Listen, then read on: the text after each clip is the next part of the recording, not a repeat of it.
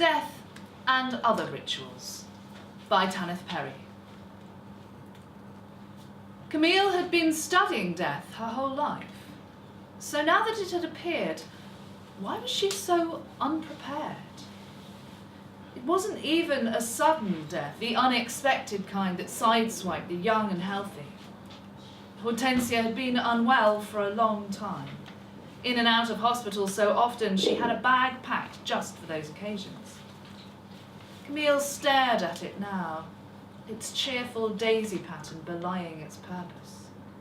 It still sat on the bottom shelf of the cupboard in the hall, although it wouldn't be needed again unless Camille thought, I'd keep it for my own decline.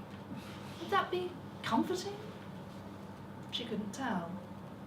She couldn't tell much these days, not even why she was standing in the hall. She often found herself in the middle of a room without purpose, stalled like a car run out of petrol. In parts of Madagascar, relatives place a transistor radio in the coffin with the dead person to play the music until the batteries run out.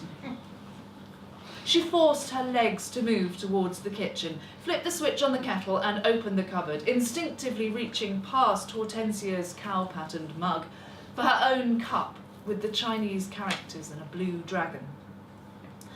Then she turned back to the table and saw the pile of newspapers and the blank sheet of paper and pen. She was meant to be writing Hortensia's obituary, the newspapers there as a guide. If she wanted it to go in this Sunday's edition, it had to be done today. But this was her second attempt, as she had found that all the things she wanted to say should not, could not be said. Hortensia Jones smoked a cigar every birthday, even though she couldn't stand the taste. Hortensia Jones had never kissed any woman other than Camille, and was proud of that fact. Hortensia Jones once got into a fist fight with a man who was kicking his dog and had come home with a bruised cheek and grazed knuckles. Hortensia Jones! It was useless. She put down the pen. The oceanic Tucupians have a large number of afterworlds, each reserved for different categories of people. One for one-legged people, one for cannibals, one for the blind, and so on. Then there was the coffin brochure at her elbow. Hortensia, with typical breezy thoughtlessness, had said she didn't care. Pick whatever's cheap and easy, or maybe something strange that'll make people sit up and stare. Or just cremate me, throw the ashes into Mrs. Kappa's garden, I'll do my best to ruin her washing a miserable old bag, she'd said. Which, of course, was not helpful, now that Camille did have to choose. And it was the choosing that was hard. For the first time, she truly understood the appeal of tradition as incontestable social organisation. To make no choices, to be told how to act and what must happen next, now appealed to her on the most basic level. But she also knew that had all the choices been taken from her, had a ready-made funeral been handed to her, she would have hated it with all her being. Her critical mind would have torn it to bits, both because of its cultural vacuousness and its falsity in relation to Hortensia. There was a knock on the door. As she was pulling it open, she realised she didn't want to talk to anyone and should have pretended not to be at home. But it was too late now. Mr. Teed was standing on the step, his eyebrows, as usual, growing in every cardinal direction. He pushed a casserole dish into her arms. "Shepherd's pie, made by my wife. Sends her regards," he said. "Thank you," she said. "You all right? All by yourself in this big house? Maybe you should think of getting a boarder. Or a dog. Calvins have just had puppies," he said. His image grew blurry for a second. and Camille turned away to place the baking dish on the side table, surreptitiously wiping away a tear as she did. Hortensia would have snorted at this.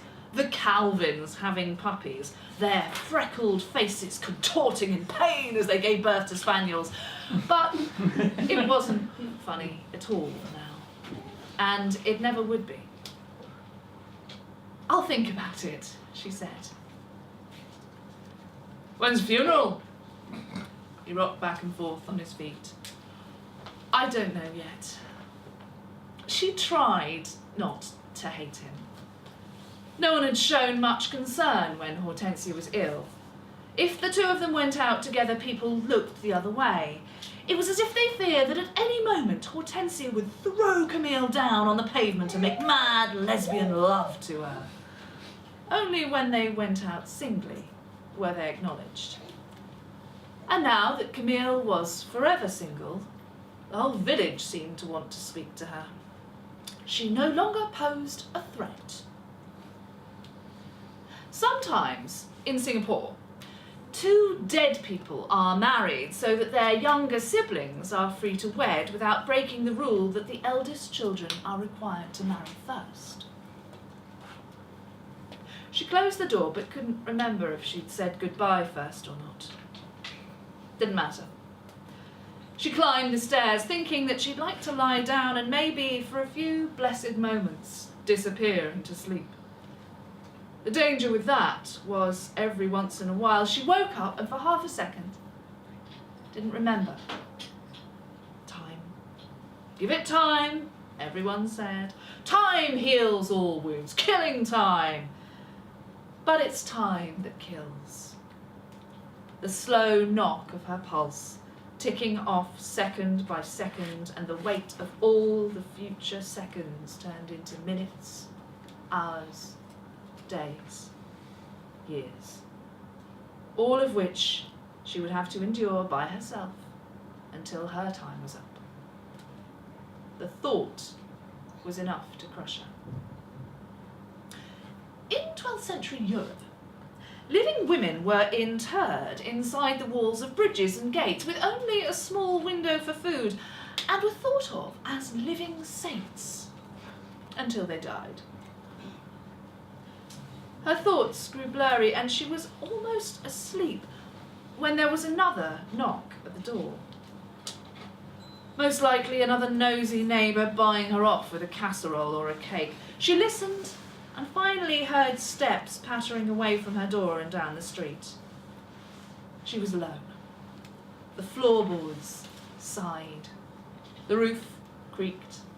A pipe somewhere gurgled. Strange how different a house felt when it was empty. Even when Hortensia was quietly napping in her chair in the garden room, Camille could feel her presence.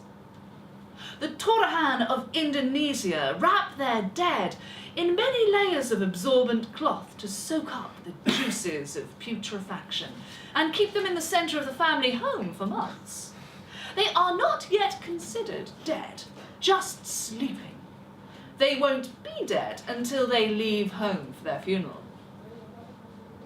Camille thought about Hortensia's body. It would be coldly waiting for its funeral in some metal drawer somewhere, while the real Hortensia was gone, snuffed out of existence, never to be met again, except, of course, in memory. But memories are not stable, not reliable. It was just a matter of time before Camille lost pieces of her there as well. And when Camille died, then that was it. There were no children, no close friends or real family left. Death or distance had raided them all. The phone rang, and Camille gave up on her nap and went downstairs to get the paper and pencil for the obituary. She would go outside, she decided. Maybe the garden would inspire her, and she wouldn't be able to hear the message machine or the voices on it that called, asking about arrangements for the remains of Ms. Jones. The garden had been Hortensia's domain, and Camille had vowed to leave it exactly as it was, let it return to wildness and disorder, a sort of marker for the decay and jumble of her own world without Hortensia to give it meaning. The hospital chaplain, who had appeared at her side shortly after Hortensia's last breath, had tried to warn her about this. He had said that she must make sure that, despite losing her friend, she kept on saying yes to life. She hadn't replied, and the poor chaplain had struggled on, blinking under the weight of his massive brow, his hand trembling with age as he struggled through his collection of pamphlets. "She's not truly gone. Energy can never be destroyed, only transformed." He blinked at her kindly. "I believe that we..." She tuned him out and stared down at the bed. If he were Senegalese or Indonesian, she thought, I'd take out my pen and paper, fascinated to hear his thoughts on the afterlife. The Munga Munga tribe, believe. But he was only an ordinary English chaplain. As little as a year ago, she would have been tempted to write a paper on the mitigation of semiotic and linguistic concepts towards a more inclusive form of Christianity or something of that nature. But now she couldn't see herself caring enough to put pen to paper ever again. She'd resigned from the university when Hortensia got ill, and even if she hadn't, the zeal was gone. What was the point of studying the culture of death if it didn't help you deal with the real thing? At that thought, she dropped the pen and paper and went inside. First, she unplugged the phone. Then she gathered up the obituary section, the funeral brochures and papers from the crematorium into an armful, and carried them out to the garden. She dumped them into the metal barrel Hortensia used to burn leaves and twigs, and poured on petrol from the tool shed. Lastly, she threw in a lit match and watched intensely as the fire nibbled at the edges of the papers and finally bit, chewing with black teeth upwards, even catching a few bits of leftover wood until there was a nice little blaze. If she could have managed it, she would have thrown Hortensia in too, she thought with savage glee. And with that, she began to edge round the barrel, her steps soon turning into a sort of skipping war dance. Round and round she went. I'll not do any of it, she thought with jubilation. No funeral, no coffin, nothing. They have nothing to do with us, and no one can make me. She felt a keen satisfaction, knowing that if Hortensia could see her now, she would shake her head ruefully and laugh and laugh.